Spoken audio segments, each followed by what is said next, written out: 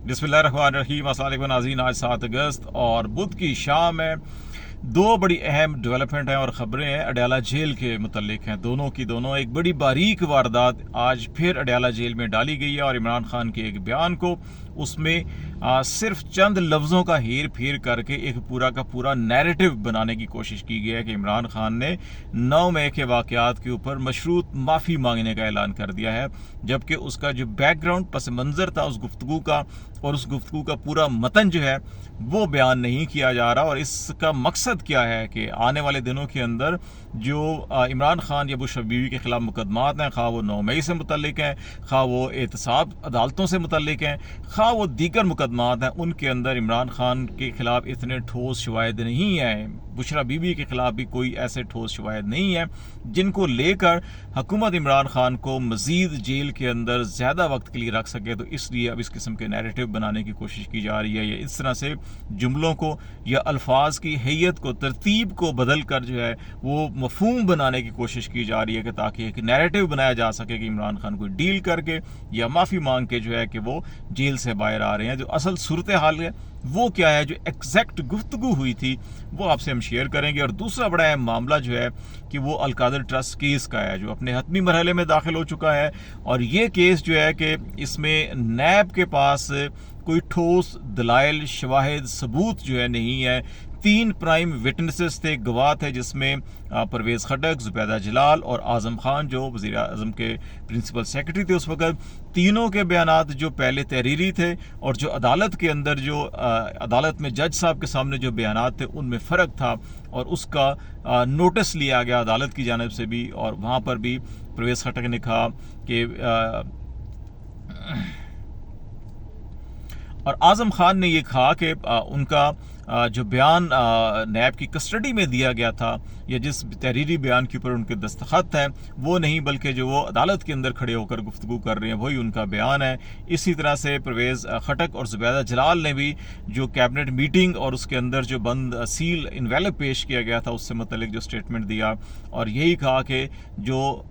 दीगर इजाफी मालूमात हैं वो तफ्तीशी अफसर ने उनको फराम की थी, वो तफ्तीशी अफसर के मुताबिक जो है वो इस तरह से बयान कर रहे हैं। उन्होंने कोई चीज़ वहाँ पे ओपन पेपर जो है नहीं देखा था, जिसकी वजह से नैब के अपने प्रोसिक्यूटर को भी परेशानी लाक हो गई थी उस केस के अंदर, और कहा कि हॉस्टाइल इन्वायरमेंट है। फिर तीसरी एक बड़ी अहम बात जो है कि नैब ने 49 अपने गवाह इस केस के अंदर पेश किए थे। अभी 35 गवाहों के बयानात हुए हैं, 34 के ऊपर जरा मुकम्मल हो गई है। 35वां गवाह जो है वो नैब का तफ्तीशी अफसर है, जिसके ऊपर जो है कि आज जुज़वी जरा हुई और 8 अगस्त को कल जो है कि इसके ऊपर मजीद जरा होगी। उसके बाद इमरान खान बुशरा बीबी का जो है दफ़ा 364 के बयानात होंगे, उन बयानात के ऊपर सवाल जवाब जरा जवाबल जवाब दलाइल और जवाबल जवाब होंगे। और मीनवाइल जो है कि नैब ने अपने 14 गवाहों से दस्तबरदारी का ऐलान किया है। तो बज़ाहिर जो है कि नैब अपने ही गवाहों से भाग रहा है। जो प्राइम विटनेसेस थे उन्होंने बयान बदल लिए, जो दीगर विटनेसेस थे उनमें से भी 14 गवाहों को तर्क कर दिया गया है। और इस वक्त जो सूरत हाल है,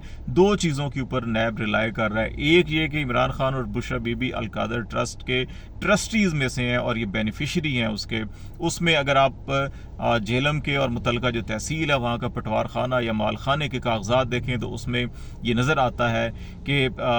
जो ये ज़मीन ख़रीदी गई थी, ये जुल्फ़ी बुखारी ने और शहज़ादी फरागोगी जिसको कहते हैं, कि उन्होंने जो ये ज़मीन ख़रीदी उसमें जो उस वक़्त मार्केट रेट था उससे ज़्यादा पैसे जो है कीमत अदा करके उन्होंने ये मलिक रियाज से ज़मीन ख़रीदी थी। ये नहीं हुआ कि मलिक रियाज को कोई 190 मिलियन पाउंड की जो ट्रांसफ़र था स्टेट बैंक के अकाउंट में होना था तो सुप्रीम कोर्ट के अकाउंट में चला गया और वहाँ पे जुर्माने की मद में उसको जो है कि एडजस्ट किया गया।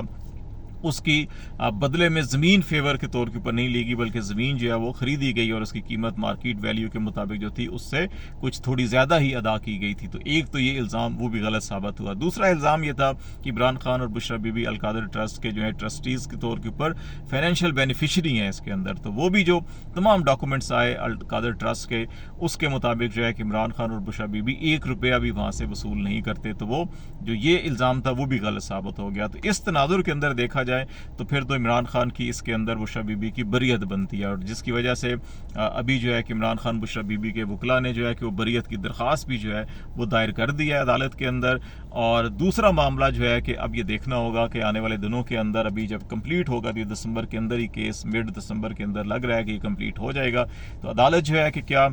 ये जो सारे बयानात और सबूत शवायद मौजूद हैं उसके मुताबिक तो इमरान खान बुशरा बीबी को सज़ा नहीं दी जा सकती। लेकिन यहाँ पाकिस्तान के अंदर कुछ भी बईद नहीं है कि यहाँ पे जजों के ऊपर जिस तरह से दबाव डाला जाता है, हाई कोर्ट के जजेस के खतूत मौजूद हैं, ओपन कोर्ट के अंदर अब जो हाई कोर्ट के जजेस जो है कि रिमार्क्स जिस किस्म के देते हैं वो सबके सामने है, तो इसके अंदर भी कोई बईद नहीं है कि जज के ऊपर दबाव डालकर कोई लिखा लिखाया फैसला सुनाया जा सके। लेकिन जो भी फैसला होगा वो हाई कोर्ट के अंदर अगर आता है, सज़ा के तौर के ऊपर कोई फैसला दिया जाता है, तो यकीन जानिए कि बाकी केसेस की तरह वो भी पहली या दूसरी समात के अंदर ही उठा के रद्दी की टोकरी में फेंक दिया जाएगा, और उसको जो है कि इसके अंदर कोई ऐसी चीज़ें नहीं है। अब ये जो केसेस हैं इसी तनाजुर के अंदर जो है कि अब हुकूमती हलकों के अंदर जो ये परेशानी है कि इमरान खान को ज़्यादा देर नहीं रखा जा सकता, तो इसलिए फिर ये नैरेटिव बनाए जा रहे हैं कि अच्छा उन्होंने माफ़ी मांग ली या माफ़ी मांग रहे हैं, या इस किस्म की बात की जा रही है। अगर आज की उनकी प्रेस टॉक को देखें जो हमारी वहाँ पे मुख्तलिफ ज़राए से बातचीत हुई है, तो इस चीज़ की तस्दीक उन्होंने की है कि आज उन्होंने 9 मई के भी बात की है, DGISPR की प्रेस कॉन्फ्रेंस के ऊपर भी इमरान खान ने बात की है, फिर इलेक्शन के नताइज के ऊपर भी बात की है, और फिर बांग्लादेश की सूरत हाल के ऊपर भी बात की गई है। 9 मई के हवाले से इमरान खान ने बड़ा वाज़ेह तौर के ऊपर कहा कि 9 मई में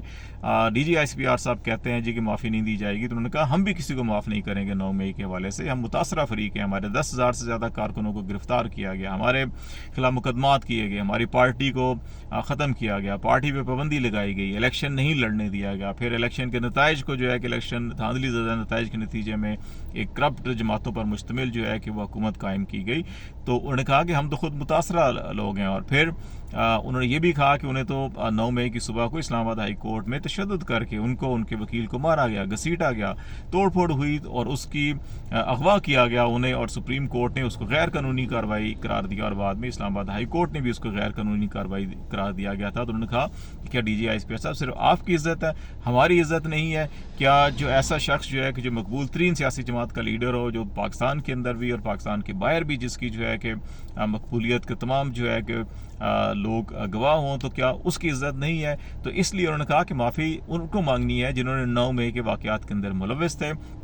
और फिर उन्होंने जो जिस तनाजुर के अंदर अब ये जुमला निकाला गया जी कि उन्होंने गैर मशरूत माफ़ी मांग ली, उन्होंने कहा कि जितने भी 9 मई के वाक़यात हुए हैं, और ख़ास तौर के ऊपर जो सरकारी इमारत थी या जो फौजी तनसीबात थी, वहाँ पे CCTV कैमरेज लगे हुए हैं, उनकी फुटेजेस अवेलेबल हैं, दस्तयाब है, वो क्यों नहीं सामने लाई जाती? उन तमाम इदारों और बिल्डिंग्स के जो पीछे जो इदारे हैं उनकी जानिब से अगर वो सामने आएंगी तो फिर तमाम असल जो किरदार हैं, असल जो मुल्ज़मान हैं, असल जो मुजरिम है वो सामने आ जाएंगे। और अगर उन CC फुटेजेस के अंदर कहीं ये साबित होता है, ये जुर्म साबित होता है कि PTI के वर्कर्स ने या PTI के किसी रहनुमा ने वो कार्रवाई की, आग लगाई, तोड़ फोड़ की, तो वो उसको अपनी पार्टी से भी निकालेंगे और माफ़ी भी मांग लेंगे। लेकिन वो चीज़ें सामने तो लेकर आएंगे, और सामने लेकर आएंगे तो फिर असल किरदार सामने आ जाएंगे। अब ये वो गुफ्तगू है जिसके तनाजुर के अंदर ये कहा गया कि इमरान खान ने जो है मशरूत माफ़ी मांग ली, लेकिन इमरान खान ये कह रहे हैं कि नहीं, 9 मई की माफ़ी तो किसी और को मांगनी पड़ेगी, और उसको मांगनी पड़ेगी जो असल इसके मुल्ज़मान है। और फिर इमरान खान साहब जो है कि वो DGISPR को बार बार याद दिला रहे हैं कि जनाब आप अपने कंडक्ट को देखें, आप अपने कैरेक्टर को देखें, अपने अमाल को देखें। उन्हीं की वजह से जो है कि आज अवाम और जो इसमें जो दूरी है या अवाम की नज़रों में अगर इदारों की साख ख़राब हुई है, तो उसको बहाल करने का तरीका यही है कि जो फुटेजेस हैं उनको सामने लाया जाए, अदालती कमीशन कायम किया जाए। अगर इमरान खान या उनकी पार्टी 9 मई के अंदर मुलव्वस होती तो वो क्यों बार बार जो अदालती कमीशन का मुतालबा करते? उन्होंने सुप्रीम कोर्ट के चीफ जस्टिस को भी कहा, 9 मई के हवाले से भी कहा, 25 मई के हवाले से भी कहा, इंतखाबात के हवाले से भी कहा, लेकिन कुछ नहीं किया गया। तो उन्होंने फिर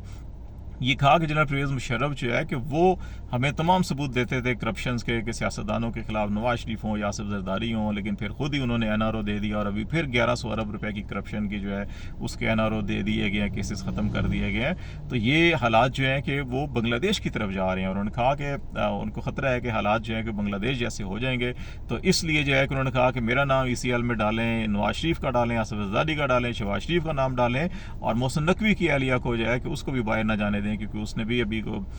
बैरून मुल्क प्रॉपर्टी की मुख्तलिफ चीज़ें जो सामने आई हैं, तो उसके अंदर उनका भी जो है कि वो 500 मिलियन की प्रॉपर्टीज़ का इंकशाफ हुआ है। तो इस सारे तनाजुर के अंदर जो उनकी गुफ्तगू थी उसको अब ट्विस्ट ये दिया गया जी कि इमरान खान 9 मई के हवाले से जो है माफ़ी मांगने के लिए तैयार हैं और उन्होंने मशरूत पेशकश कर दी है। तो असल में चीज़ ये है कि अब आने वाले दिनों के अंदर जितने भी मुकदमात हैं वो इमरान खान के ख़िलाफ़ जो है कि वो सस्टेन नहीं कर सकेंगे। वो लोअर कोर्ट के अंदर मैनेज कर लिया जाए बेशक धमकी देकर या किसी तरीके से भी, लेकिन हायर कोर्ट के अंदर शायद वो मैनेज नहीं हो सकेंगे। तो इसलिए जो है इस किस्म के नैरेटिव बनाए जा रहे हैं ताकि कल अगर इमरान खान रिहा होते हैं तो कहा जाए कि डील लेकर आए और जनाब माफ़ी मांग कर आए हैं। तो लेट्स सी देखते हैं क्या डेवलपमेंट होती है। आज तक के लिए इतना ही। खालिद जमील को इजाज़त दीजिए। अल्लाह हाफिज़।